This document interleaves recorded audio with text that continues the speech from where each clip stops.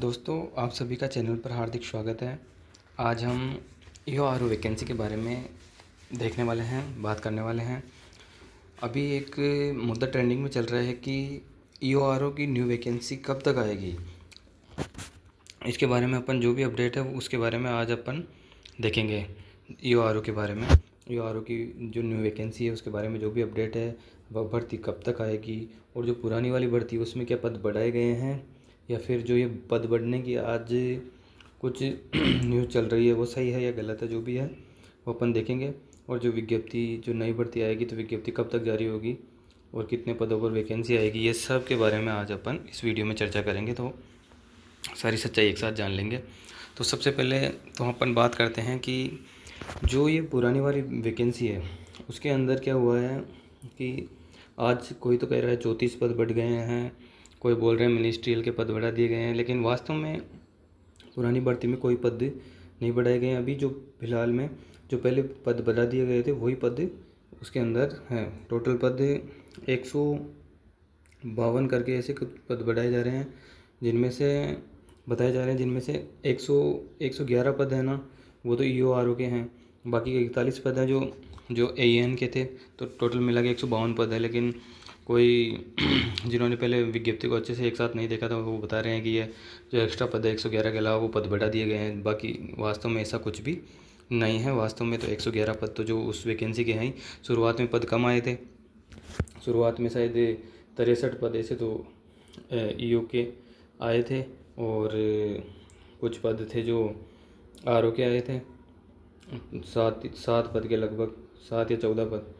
तो उसमें क्या हुआ, जो 14 पद आ गए, 14 पद आए थे तो 7 पद और बढ़ा दिए थे फिर बाद में।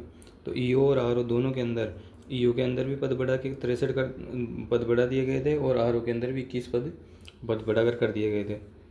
63 से पद बढ़ा दिए गए थे। तो इसमें ईओ और आरओ के दोनों के मिला के 111 पद हो गए थे टोटल। अब ये बोल रहे हैं कि पुरानी वाली भर्ती में पद बढ़ गए हैं, जबकि ऐसा कुछ नहीं है। वास्तव में यह है कि वो पद पुरानी वाली भर्ती में नहीं बढ़े हैं। अब वो पद हैं जो अलग से आएंगे जिसके बारे में अपन देखेंगे कि अगर अब पद नहीं बढ़ाए हैं तो भर्ती अलग से आएगी। बिल्कुल ये डेफिनेटली सही है कि भर्ती है जो नई भर्ती आने वाली है। और जो नई भर्ती है जो कब तक आएगी, ये न्यूज़ भी एक निकल के आ रही है कि जो भर्ती है, जो नई वाली भर्ती है वो कब तक आएगी।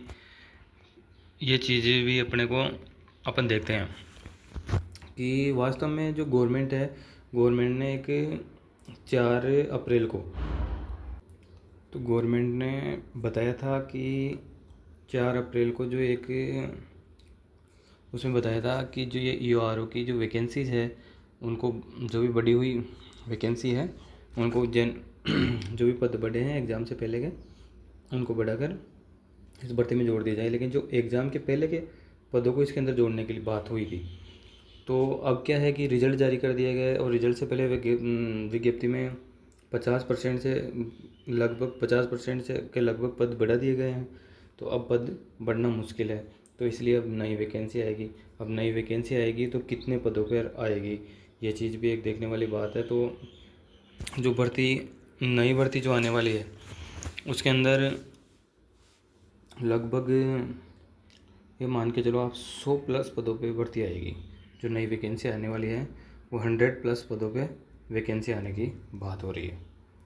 तो 100 प्लस पद, और जो वैकेंसी होते होते उसमें पद भी बढ़ सकते हैं, लेकिन लगभग आप ये तो मान के ही चलो कि 100 पदों पर तो भर्ती आएगी, लगभग 100 पदों पे। तो जिसके लिए आपको तैयारी अभी से स्टार्ट कर दोगे तो सबसे बढ़िया काम रहेगा, क्योंकि बी पार्ट तो हो जाता है, जो इसका ए पार्ट है उसकी तैयारी नहीं हो पाती है। वैकेंसी आने के बाद तो सभी लग जाते हैं और तैयारी फिर अच्छे से हो नहीं पाती जो अभी से तैयारी में लगे हुए हैं।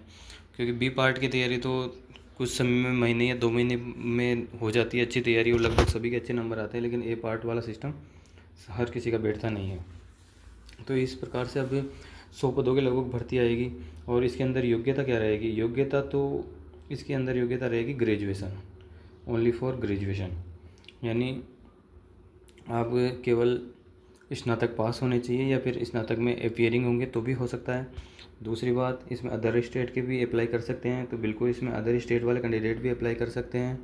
अदर स्टेट भी इसके अंदर अप्लाई के लिए योग्य होंगे, और जो अपीयरिंग है वो भी अप्लाई कर सकते हैं। अब बात आती है कि इसकी विज्ञप्ति कब तक जारी होएगी। जो विज्ञप्ति है वो कब तक जारी हो सकती है, तो विज्ञप्ति का जहाँ तक चांस है दोस्तों, ऐसा लगता है कि विज्ञप्ति 2025 के अंत में, या तो दिसंबर तक या फिर 2026, आप तो ये मान के चलो 2026 के अंदर इसकी विज्ञप्ति जारी हो सकती है, 2026 के शुरुआत के अंदर। लेकिन आपको इसके लिए तैयारी अभी से करनी होगी, तभी जाके 2026 जनवरी तक ये वैकेंसी आने के पूरे पूरे चांस हैं। बाकी जो अभी वैकेंसी चल रही है उनको जून तक ज्वाइनिंग दे देंगे, अगर सब कुछ ठीक रहा तो। अभी उनका स्क्रूटनी फोरम चल रहा है, बाकी के जो भी एमई के कैंडिडेट्स रह गए थे उनके लिए भी अलग से अभी एक नोटिस जारी कर दिया है, और वो भी इसमें स्क्रूटनी भर देंगे, और उनको शायद रोज़गार मेला जून में आयोजित होगा तो उसमें सरकार उनको ज्वाइनिंग दे सकती है। तो इस प्रकार से पूरी संभावना यही है कि नई भर्ती जनवरी 2026 या दिसंबर 2025 तक इसकी विज्ञप्ति आ जाएगी, और इसका 2026 के मिड के पहले इसका एग्ज़ाम भी हो सकता है, क्योंकि विज्ञप्ति आने के बाद में 5 से 6 महीने का टाइम दिया जाएगा और उसमें एग्ज़ाम हो जाएगा। तो ये नई वैकेंसी आएगी ज़रूर, क्योंकि पुरानी वाली वैकेंसी में पद नहीं बढ़ाए जाएंगे। इस प्रकार से नई वैकेंसी, डेफिनेटली नई वैकेंसी आने वाली है ईओआरओ की। तो ये आपके लिए खुशखबरी है, ईओआरओ की नई वैकेंसी आएगी, पुरानी वाली भर्ती में पद नहीं बढ़ाए जाएंगे।